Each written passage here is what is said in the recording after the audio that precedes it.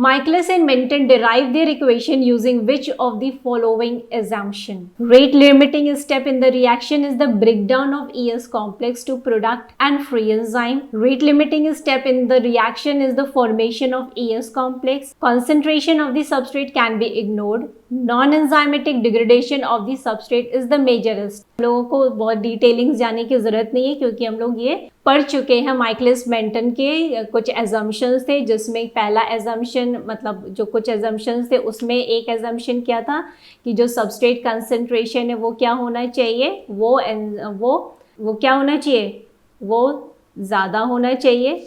ठीक है, एंजाइम के कंपैरिजन में दूसरी चीज़ क्या थी, स्टेडी स्टेट में एजम्प करना है। ठीक है, तो जब स्टेडी स्टेट एजम्पशन होगा तो हमें क्या देखना है कि E+S और ES बनता है, और फिर इसके बाद हमें क्या रिएक्शन होगा, E+P बन रहा है।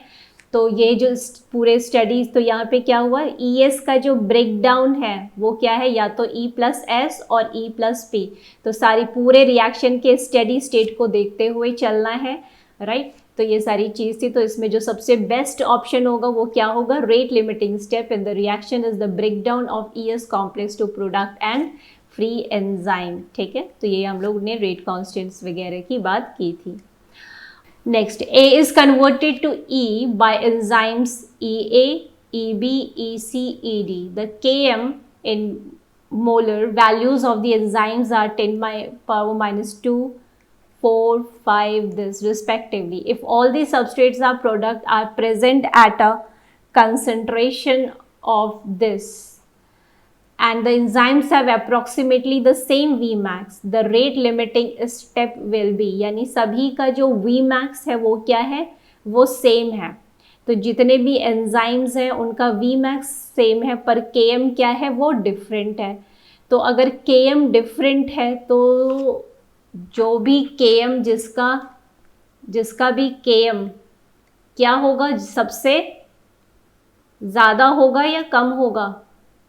Km जब ज़्यादा होगा तो क्या होगा, रेट लिमिटिंग स्टेप हम बता सकते हैं, राइट। तो अगर देखा जाए तो यहाँ पे कौन सा ऑप्शन राइट है, क्योंकि ये Km किसका है, EA का है, ये किसका है, EB का है Km, ये किसका है, EC, और ये है ED। तो अगर देखें इस हिसाब से ये कौन सा ऑप्शन हो गया, तो largest the Km is lowest will be the binding, then you can determine the rate limiting step from that. Okay, next. The following small peptide substrates are used for determining elastase activity and the following data have been recorded. तो ये हमारे पास एक elastase activity देखी गई experiments के दौरान, और वहाँ पे उसके थ्रू फिर ये Km और Kcat निकाला गया, और उसमें यहाँ पे आपको दिख रहा है दिस PA, ये पूरी पेप्टाइड है। ठीक है, ये पूरी पेप्टाइड है, यानी प्रोलीन एलेनिन ग्लाइसिन। ठीक, और ये जो हमें बीच में दिख रहा है ये क्या दिखा रहा है कि यहाँ पे क्लीवेज, ये एंजाइम जो है कटिंग यहाँ पे करता है। ठीक, तो जब सबस्ट्रेट ये यूज़ किया गया था इलास्टेस के लिए, यानी आपको राइट, तो अगर जब PAG तो इलास्टेस यूज़ किया गया, उसने यहाँ क्लीवेज किया जब सबस्ट्रेट ये था। ठीक है, एज अ सबस्ट्रेट जब आप ये यूज़ कर रहे थे ये वाला पेप्टाइड, तो Km कितना था, 4.02 और Kcat 26। उसी तरीके से फिर आपने पेप्टाइड को चेंज किया और PAPA एलेनिन यूज़ किया, फिर से यहाँ पे कटिंग दिखती है आपको, Km कैलकुलेट किया जाता है, Kcat कैलकुलेट किया जाता है 1.51 एंड 37। उसी तरीके से फिर नेक्स्ट लिया जाता है।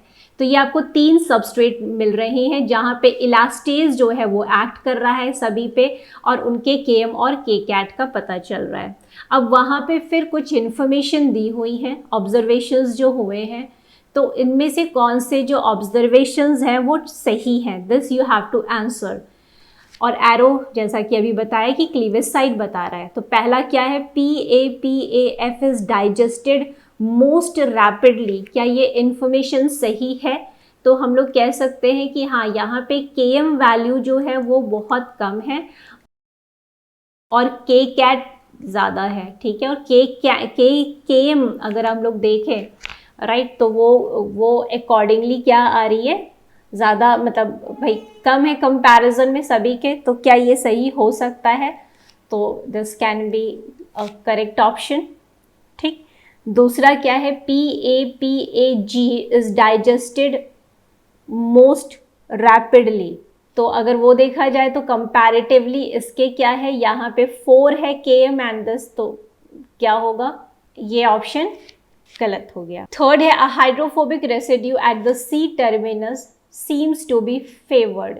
यानी आप यहाँ पे देख सकते हैं कि सभी पेप्टाइड, जो भी पेप्टाइड लिए गए हैं, तो आप देख रहे हैं कि लास्ट अमाइनो एसिड कौन सा है, ये सबस्ट्रेट ही है, पहला सबस्ट्रेट, दूसरा सबस्ट्रेट, तीसरा सबस्ट्रेट। और इलास्टेज एंजाइम है जो कि बारी बारी से एक्सपेरिमेंट किया गया। तो अगर हम लोग देखें तो सबसे ज़्यादा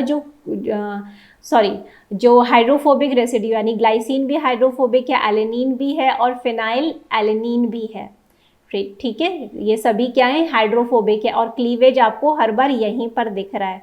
तो यानी a hydrophobic residue at the C terminus seems to be favoured, तो ये क्या हो गया, सही ऑप्शन हो गया। A smaller residue at the C terminus seems to be favoured, तो स्मॉलर की बात तो नहीं, क्योंकि ग्लाइसिन छोटा है, फिर उसके बाद जो है वो एलेनिन है, फिर फिनाइल एलेनिन हो गया, तो ऐसा ऑप्शन में नहीं दिखता। Elastase always require a smaller residue at the end terminus of the cleavage site। तो आप देख रहे हैं कि यहाँ पे क्या है, हर में end terminus, end पे क्या है, प्रोलीन है, ठीक। तो हमारे पास क्या क्या ऑप्शन हो गए, 1, 3 and 5, तो A option is correct. Next है, enzymes help to lower the activation energies of reaction by covalent interaction नहीं हो सकता है, क्योंकि जैसे ही एंजाइम के साथ सबस्ट्रेट कोवेलेंटली स्टिक हो जाएगा तो ट्रांजिशन स्टेट तक पहुंचेगा ही कैसे, क्योंकि कोई भी कैटालिस्टिक रिएक्शन फिर हो ही नहीं पाएगा, स्ट्रिक्टली बाउंडेड फॉर्म में आ जाएगा। Binding only with the solvent molecules, तो एंजाइम तो सबस्ट्रेट से बाइंड करता है, चेंजिंग रिएक्शन इक्विलिब्रिया, जब भी एंजाइम की बात होती है तो एंजाइम्स जो हैं ना ही फ्री एनर्जी पर कोई रिएक्शन की फ्री एनर्जी पर कोई बदलाव करते हैं और ना ही उसके इक्विलिब्रियम पे कोई चेंज लाते हैं, ये हम लोग देख चुके हैं, ठीक है। तो बेस्ट ऑप्शन क्या होगा, it form weak interactions with the substrate. तो एंजाइम जब भी सबस्ट्रेट से बाइंड करता है तो वो वीक इंटरैक्शन से ही बाइंड होता है, और वो कौन कौन से वीक इंटरैक्शंस होते हैं, हाइड्रोफोबिक होता है, hydrophobic interaction, hydrogen bonds, electrostatic interaction और आयनिक इंटरैक्शंस, ठीक है, van der Waals interactions. So these are some major non covalent and weak interaction which participate in enzyme and substrate complex formation और transition state stabilisation और lowering the activation energy. Next है, Michaelis Menten kinetics for a simple reaction involving an enzyme and substrate is given by the scheme। तो यहाँ पे दिया हुआ है, the description of Km, Kcat and their relationship is provided in the following statement। Km represent association constant of the ES complex। Km represents the dissociation constant of the complex। तो अगर हम लोग Km को देखते हैं तो हमें क्या दिखता था, K-1 plus K2, right, and K1 means यहाँ पे Km को अगर हम लोग देखें, और हम लोगों ने प्रूफ भी किया था कि Km K2 की वैल्यू को कम करे, और या ये K1 को कम करे एंड समथिंग लाइक दिस। तो डिसोसिएशन कांस्टेंट की हम लोगों ने बात की थी, और यहाँ पे भी हमें दिख रहा है कि Km is somewhat directly proportional to K-1 and K2, and this K-1 and K2 represent what, K-1 represent over here, K2 represent over here। This rate constant is involved in the breaking of ES and this K2 is involved in breaking of ES to E plus P, ठीक, तो यहाँ पे हम लोग क्या देख सकते हैं कि Km represents the dissociation constant of the ES complex. Kcat is the rate constant for chemical conversion of the ES complex to substrate bound enzyme and product. तो Kcat it's a kind for the chemical conversion of the ES complex to substrate bound enzyme and product. That means कि के cat कौन सा rate constant है जहाँ पे chemical conversion की एक तो बात यहाँ हो रही है, chemical conversion of ES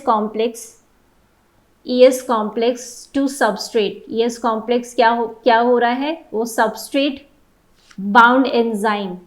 ES complex जो है वो क्या सबस्ट्रेट बाउंड एंजाइम की बात करेगा, सबस्ट्रेट से बाउंड एंजाइम रहे और फिर प्रोडक्ट का फॉर्मेशन हो. क्या ये पॉसिबल है? ठीक है, तो ES वो सबस्ट्रेट जो है वो बाउंडेड रहे एंजाइम से और प्रोडक्ट ये बन रहा है, तो क्या ये सही होगा? नहीं सही होगा. ठीक है, तो ये दोनों ऑप्शन चले गए. Next, Kcat/Km is the rate constant that refers to the properties and reaction of the free enzyme and free substrate.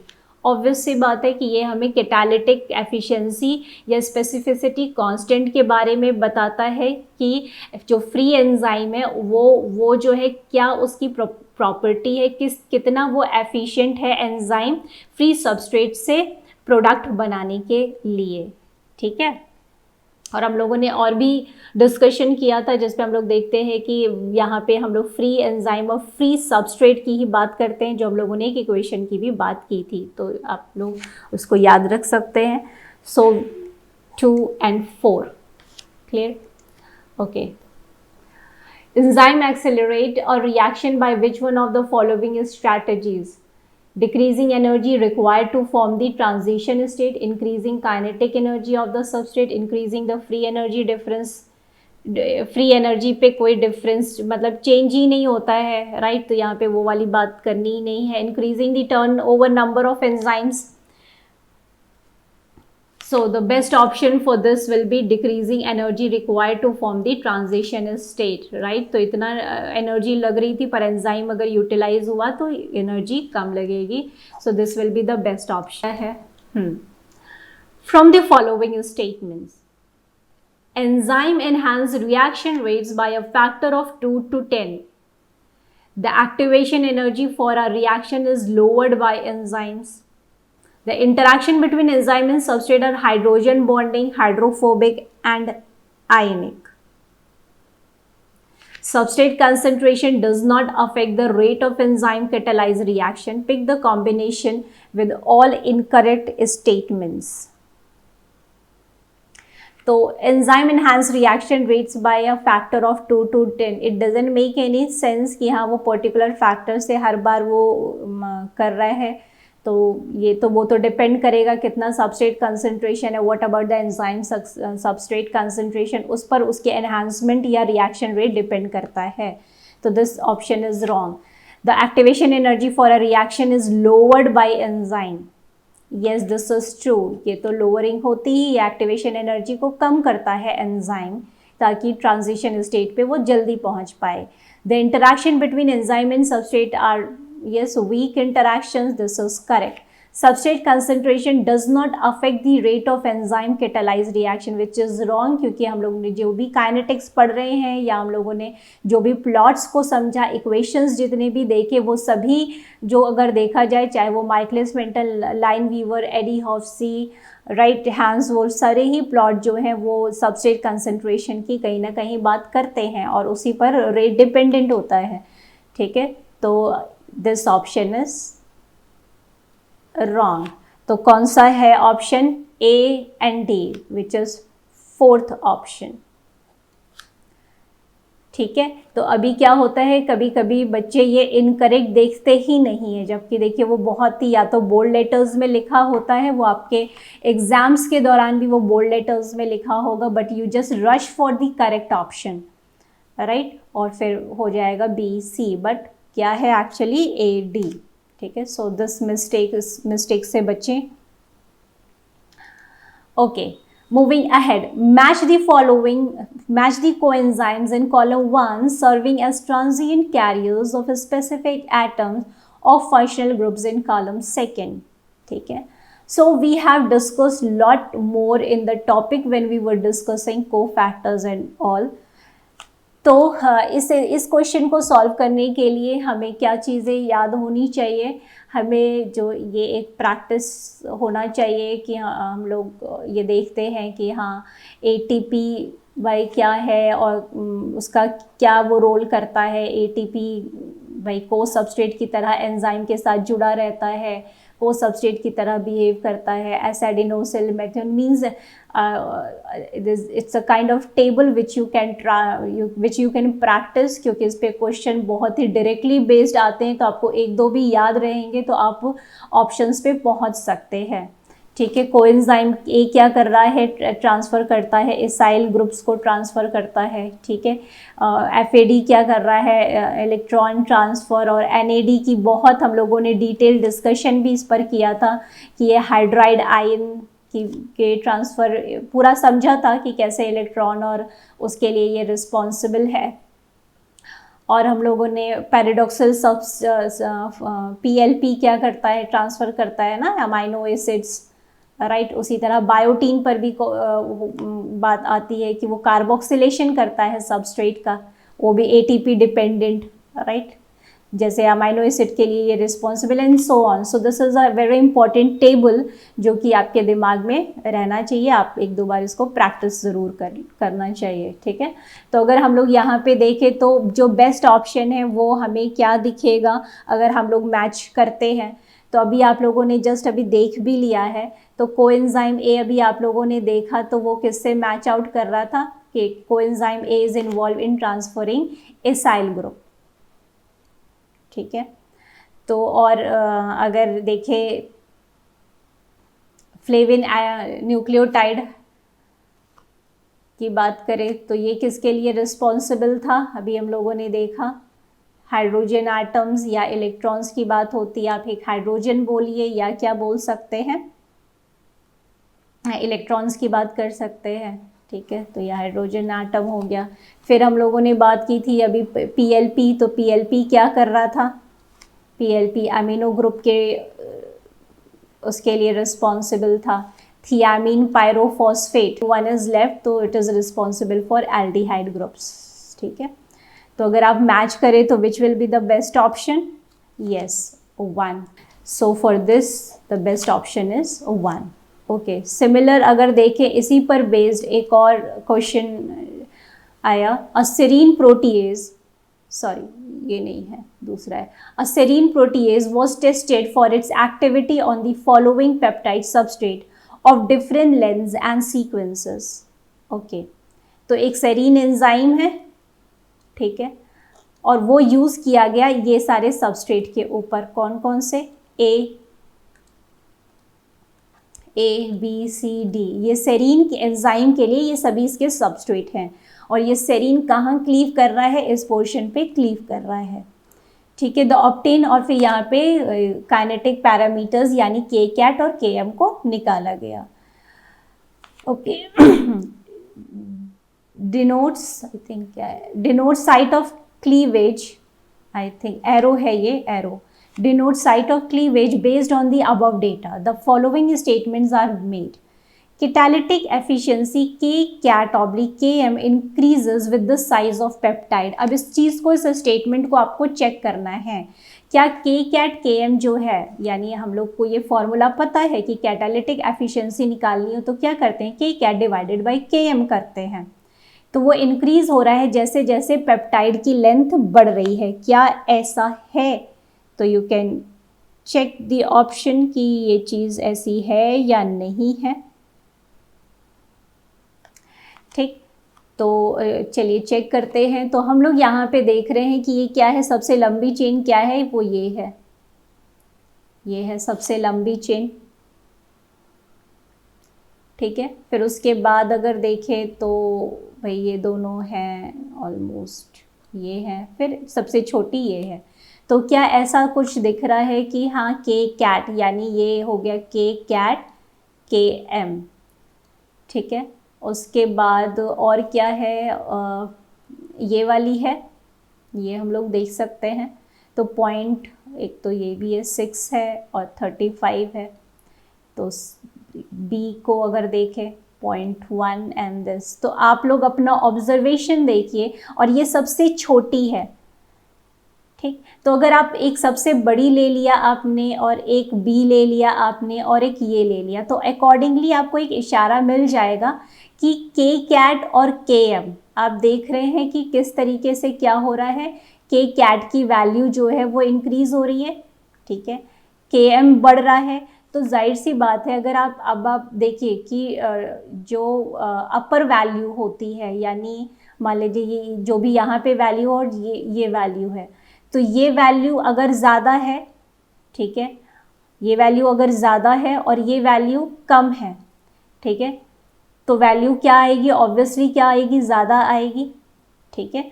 और अगर ये वैल्यू कम है और ये वैल्यू बहुत ज़्यादा आ रही है, तो ये वैल्यू क्या आएगी, कम आएगी। फॉर एग्जाम्पल आप यहीं पे इसको सेट कीजिए, इसको यहाँ पे लीजिए 8 डिवाइडेड बाई 4, तो ये कितना आएगा, यहाँ पे 2 आएगा। कैटालिटिक एफिशिएंसी क्या आएगी, के कैट डिवाइडेड बाई के एम करेंगे तो क्या वैल्यू आएगी, 2 आएगी। उसी तरीके से आप इसको कर सकते हैं, 0.1 डिवाइडेड बाई 4 क्या आएगा, इसके कंपैरिजन में क्या आएगा, कम आएगा। 0.01 डिवाइडेड बाई 100 इसके कंपैरिजन में क्या आएगा, कम आएगा।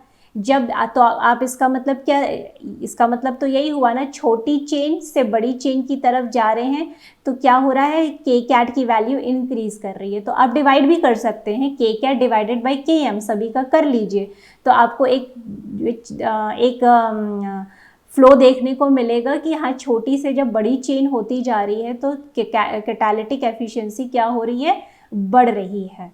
तो ये ऑप्शन क्या हो गया, सही हो गया, ठीक।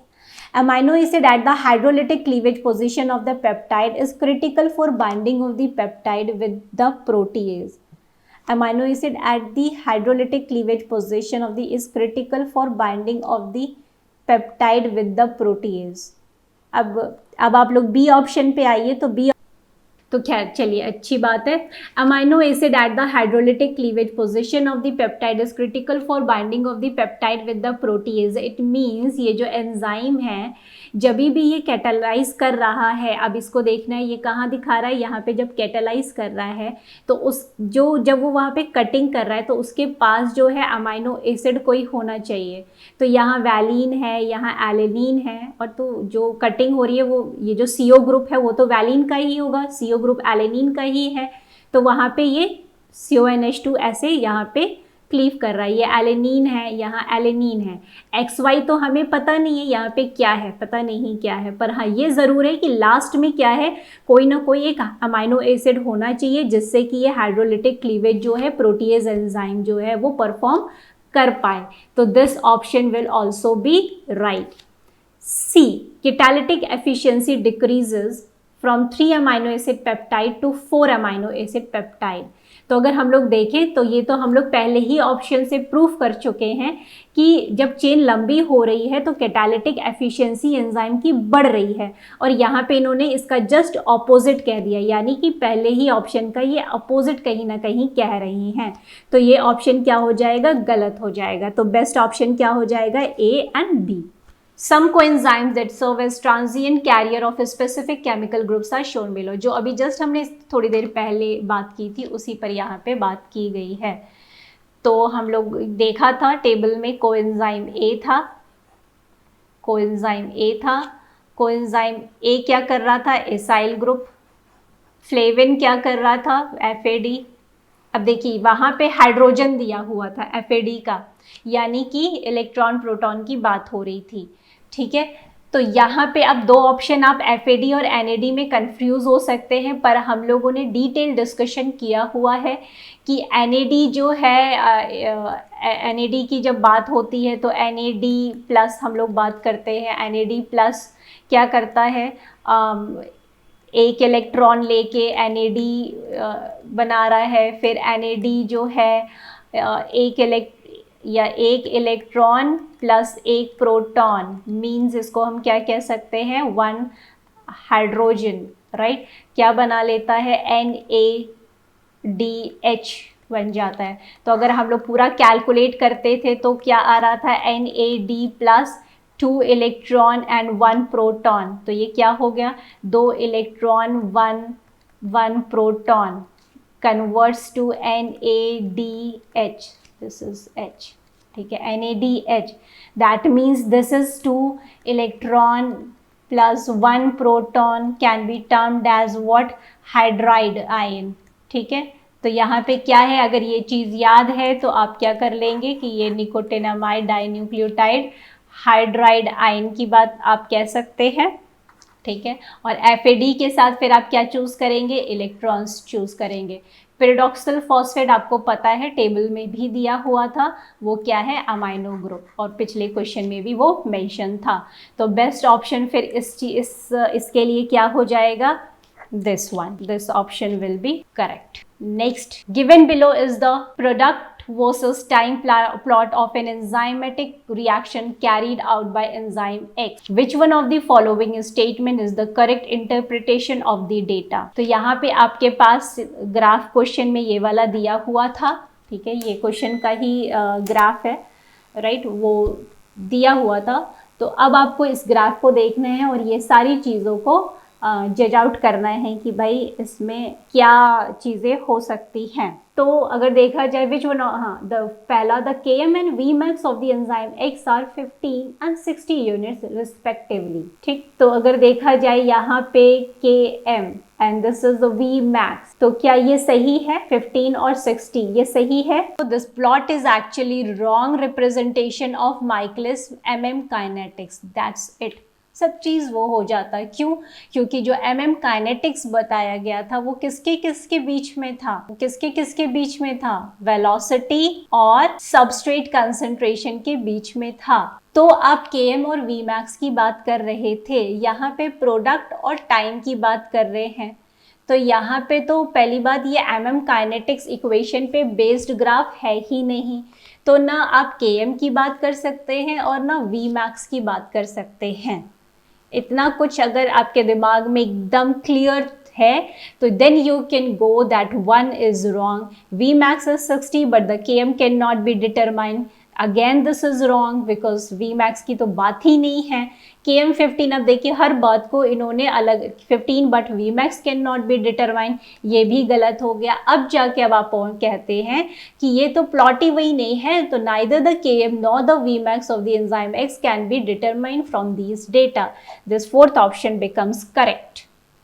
ठीक है, तो ये आपको याद आ जाना चाहिए, हम लोगों ने ये पूरा पढ़ा हुआ था, तब आप ये बात कहते हैं कि हाँ ये जो है ये अगर माइकलिस मेंटन काइनेटिक्स है तो यहाँ पे हम सबसे पहले ये ज़रूर याद रहना चाहिए, क्योंकि यही भूल जाते हैं एक्स और वाई को देखना, ठीक है, सीधे किस पर नज़र जाती है, जो ग्राफ के सेंटर में बना हुआ है, पर देखना सबसे पहले कहाँ ज़रूरी होता है कि यहाँ पे क्या दिया हुआ है, वेलोसिटी और सबस्ट्रेट कंसंट्रेशन के बीच में, then you can go for कि हाँ यहाँ पे Vmax आएगा, ये this is Vmax, right, this is Km and so on, right. तो ये तुरंत दिमाग में फ्लैश आउट करना चाहिए इनका graph. Okay, so move on to next question. The rate constant for conversion of a substrate into the product is 10 to the power minus 4. This is ये दिया हुआ है. While the reverse rate constant this much, an enzyme enhances the rate of this reaction by 100-fold. The equilibrium constant for this enzyme catalyzed reaction is, ठीक, तो यहाँ पे simple सी बात क्या कही जा रही है, सबस्ट्रेट से प्रोडक्ट बन रहा है, ठीक है, और प्रोडक्ट से सबस्ट्रेट बनते समय जो रेट कांस्टेंट दिया हुआ है, सबस्ट्रेट से प्रोडक्ट जब बन रहा है तो क्या दिया हुआ है, 10-4 इनवर्स सेकेंड। फिर रिवर्स रेट कांस्टेंट जो है वो क्या है, 10-6 सेकेंड इनवर्स 1। सो सबसे बड़ी बात क्या है, एंजाइम तो इक्विलिब्रियम चेंज करता ही नहीं है, कांस्टेंट है, तो वैसे भी आप 100-फोल्ड तो लगा ही सकते हैं, क्योंकि एंजाइम क्या है, वो तो चेंज करेगा ही नहीं ना, वो तो उतना ही मेंटेन करेगा रेट ऑफ रिएक्शन जितना मेंटेन चल रहा है। फिर भी आप देख सकते हैं, तो यहाँ पे अगर हम के इक्विलिब्रियम करते हैं तो भाई क्या होता है, कितना rate of reaction forward divided by के कांस्टेंट ऑफ बैकवर्ड, यही करते हैं, है ना हम लोग।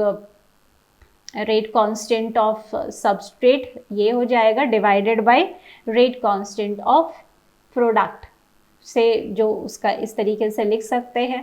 ठीक, तो यहाँ पे अगर हम लोग बात करें तो यहाँ पे क्या आएगा, 10 - 4 10 - 6। ठीक, तो इसको सॉर्ट आउट करेंगे, हमारा क्या आएगा, 10, ये ऊपर जाएगा, राइट, 10 पावर 2 = 100, तो 100 आएगा। हाँ, okay, very good. The following statements were made to suggest the existence of an enzyme-substrate complex. At constant concentration of enzyme, the reaction rate increases with increasing substrate concentration. At constant concentration of enzyme, the reaction rate increases with increasing substrate concentration. क्या ये बात सही हो सकती है? Enzyme substrate complex के formation के लिए हमें क्या रखना होता है, एंजाइम जो है वो कांस्टेंट रहता है, right, yes, the increases with increasing, और सबस्ट्रेट कंसंट्रेशन वो बढ़ रहा है, तभी आप लोग इसकी बात करते हैं ना। ठीक है, सबस्ट्रेट कंसंट्रेशन बढ़ रहा है, आपको क्या दिखता है, वेलोसिटी बढ़ती हुई दिख रही है, यही है ग्राफ, राइट। तो इससे अगर हम लोग मैच करें तो ए ऑप्शन जो है वो करेक्ट है। B, an enzyme catalyse reaction has a maximal velocity. ठीक है, तो यहाँ पे भी भाई कैटालाइज रिएक्शन अगर चल रहा है तो आपको वी मैक्स अप्रोच होगा, राइट। तो यहाँ पे भी ये ऑप्शन भी क्या लग रहा है, सही है। At constant concentration of enzyme in substrate and increase in reaction rate is observed. अगर आपने कंसंट्रेशन सबस्ट्रेट का कांस्टेंट रख दिया तो क्या बढ़ेगा, एंजाइम तो चलिए रखते ही हैं, सबस्ट्रेट भी कांस्टेंट रख दिया तो क्या बढ़ेगा, अब आप डाल ही नहीं रहे हैं तो क्या होगा, सैचुरेशन प्रोडक्ट, भाई बात आएगी ना इस तरीके से, फिर वो ख़त्म ही होने लगेगा ना, प्रोडक्ट हो गया, अब उसके बाद कोई भी सबस्ट्रेट आप बढ़ा ही नहीं रहे तो प्रोडक्ट तो फॉर्मेशन होगा नहीं, तो रेट ऑफ रिएक्शन भी कहाँ से आएगा, तो ये क्या हो गया, गलत। An enzyme catalyzed reaction is not influenced by high substrate concentration. Yes, high substrate concentration पे तो वो influence होता ही, आप ज़्यादा high substrate concentration डालेंगे, rate of reaction बढ़ता है, फिर जाके आप zero kinetics की बात करते हैं, तो there is a kind of influence। तो अभी क्या हो गया, D option is incorrect। तो फिर best option for this question will be A and B. Next, the first step in the biosynthesis of valine. Valine क्या होता है? Begins with enzyme catalyzed condensation of 2 molecules of pyruvic acid. ठीक है, तो pyruvic acid के 2 molecule आप ले रहे हैं और फिर ही इसका कंडेंसेशन होके जो है वैलीन जो है वो बनना है। If an equimolar mixture of this are used as substrate for the reaction, which means pyruvic acid, which one of the following would represent the correct isotope incorporation pattern of pro-R and pro-S distereotopic methyl group in valine? ठीक है, तो भाई pyruvic acid है, ठीक है, तो आपने मतलब एक आइसोटोप यूज कर रहे हैं, तो जिसमें कि भाई यहाँ पे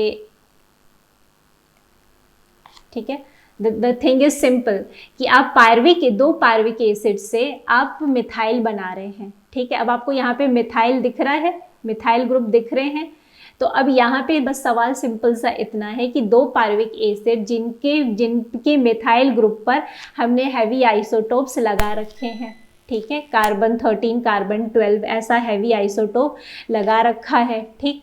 अब जब ये लोग जुड़ेंगे और वैलीन बनाएंगे तो मिथाइल ग्रुप पे कहीं ना कहीं 13 12 इनकॉर्पोरेट होगा, राइट।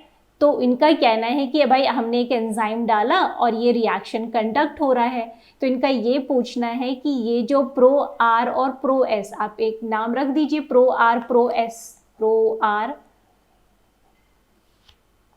ठीक है, प्रो आर प्रो एस जो है ये जो बनेगा भाई, जो भी डेवलप होगा, तो प्रो आर प्रो एस आपको जो प्रोडक्ट मिल रहा है, तो वो जो प्रो आर प्रो एस, भाई कहने का सेंस ये हो गया कि एक मिथाइल ग्रुप में कुछ इस तरीके का इनकॉर्पोरेशन हो सकता है। तो pro R and pro S दो आपको di stereotopic methyl group valine में मिलेंगे, जिसका नाम इन्होंने दे दिया pro R and pro S.